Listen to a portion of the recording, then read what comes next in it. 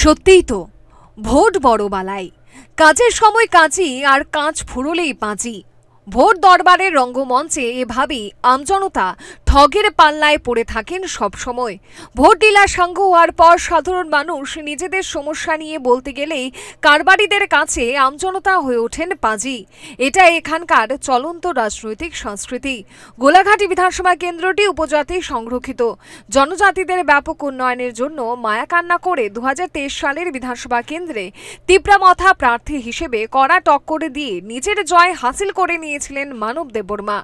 সেখানকার ভোটাররা তাঁর কথায় ভরসা রেখে দু হাত ভরে ভোট উপর করে দিয়ে তাকে বিধানসভায় পাঠিয়েছিলেন। ভোট জয়ের আনন্দে বিধায়ক মানব হয়ে উঠলেন অতি মানব। এলাকার উন্নয়ন নিয়ে তাঁর কোনো পদক্ষেপেই নজরে পড়েনি সেখানকার সাধারণ মানুষদের। এলাকার নানা প্রান্তে কান পাতলেই বিধায়ক অতি মানবের এই মহিমার কথা শোনা যায়। এলাকায় পড়ে থাকা নানা সমস্যায় জর্জরিত সেখানকার মানুষ ক্লান্ত হয়ে গেছেন বিধায়কের খোঁজে। অভিযোগ, বিধায়ক মানব আসলে কোথায় থাকেন তা জানা নেই তাদের। যদিও বা বিধায়কের কোনো রকমে সমস্যার খবর পৌঁছে দেয়া হলো, তখন উত্তর আসে একটাই, হবে সব হবে।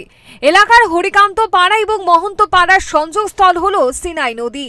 সেই নদীর ওপর বাঁশের সাঁকো চলে আসছে বহু যুগ ধরে। আমলের পরিবর্তন হলেও হাল আমলেও জুটল না স্থায়ী সেতুর দাবি। ঝুঁকি নিয়ে চলাচল করতে হয় সেখানকার জনজাতি সম্প্রদায়ের মানুষদের। জরুরিকালীন সময়ে কি দুরবস্থার মধ্যে তাদের পড়তে হয় তা বলে বোঝানো মুশকিল। সেখানে থাকা স্কুল বন্ধ হওয়ার মুখে। ভয়ে ওই স্কুলের পড়ুয়াদের সরিয়ে নিচ্ছেন অপেক্ষাকৃত নিরাপদ স্কুলে। সাম্প্রতিক বন্যায় সেখানকার অবস্থা আরো করুণ হয়ে ওঠে। রাস্তা থেকে বাঁশের সাঁকো, সবেতেই ভয়ঙ্কর অবস্থা। সেখানকার মানুষের দাবি ছিল চলার রাস্তা সংস্কার আর পারাপারের জন্য নিরাপদ একটি পাকা সেতু। মেলেনি কিছুই, বেড়েছে দুর্গতি। কি অভিজ্ঞতা সেখানকার ভুক্তভোগীদের, শুনে নেব। আপনার এই পাড়ার লোক কিভাবে আসা যাওয়া করেন এখন? করে ওই স্কুলও আছে এমনিও, তাহলে বাচ্চারা এদিকে দিয়ে আয় আর কি। এই ব্রিজগুলো কতদিন ধরে ভাঙা আছে? এটা অনেক ধরে ভাঙা আসলো। এমনি তো রেগা থেকে ওই বানাইছিল, তবু বৃষ্টি আয়া ভাঙে যায় আর কি। এখন আপনার এই এলাকার মানুষরা কিভাবে, মানে কোনো দুর্ঘটনা ঘটলে কিভাবে আপনারা বড় গাড়ি বা ফায়ার সার্ভিস ঢুকবো এলাকাতে? ঢুকতে পারেন না, এটা রাস্তাই বালা না। ওই এদিকে ওই রাস্তা ব্লক হয়ে রয়েছে, মাটি পড়ে আর কি। ব্রিজ করে দিলে ভালো হইব আর কি। ওই ব্রিজ লম্বা করে দিলে ভালো হইব আর কি। যদি বাস দিলে বাস ওই বৃষ্টি হইলেই লয়া জায়গা ওই জলে দিয়ে যাওয়ার লাগে।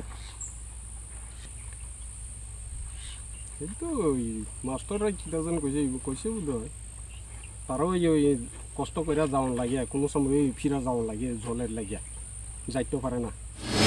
এলাকাটি জম্পুজলা আরটি ব্লকের মোহনপুর এডিসি ভিলেজে। সেখানকার উন্নয়নের জন্য এডিসি প্রশাসন পদক্ষেপ নেওয়ার কথা। ওই এলাকা মথার দখলে রয়েছে নির্বাচিত মথা দলের বিধায়করাও। মথা এখন আবার রাজ্য সরকারের অংশ। সেই দিক থেকে ট্রিপল ইঞ্জিনের ঠেলা এলাকার উন্নয়ন হওয়ার কথা উল্কার গতিতে। কিন্তু বাস্তবতা কি? অভিযোগ, সাঁকর সারাইয়ের কথা বললে ফের বাঁশ দিয়েই জোড়া তাপ্পি লাগিয়ে মুখ বন্ধ করে দেওয়ার কাজটুকু করা হয় যত্ন সহকারে।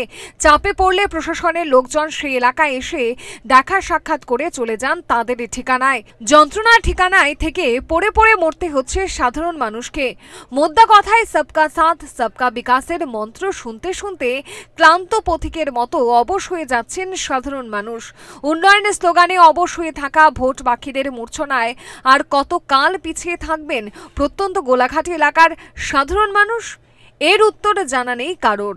এলাকার মানুষকে দাবি করতে দেখা গেল এলাকায় আসুন মুখ্যমন্ত্রী, ঘুরে দেখুন দুরবস্থার বাস্তব চিত্র। সমস্যা থেকে মুক্তি দিতে রাজ্যের মুখ্যমন্ত্রী পদক্ষেপ নিন, অন্যথায় তাদের ভাগ্য বিড়ম্বনা আর কাটবে না। এমনই আর্জি শোনা গেল সেখানকার মানুষের গলায়। মোহনপুর পঞ্চায়েত অভিযোগ বলতে অনেক গার্জেনরাও চাইতেছে রাস্তাটা একটু ভালো করলে বাচ্চারা আইতে সুবিধা হয়।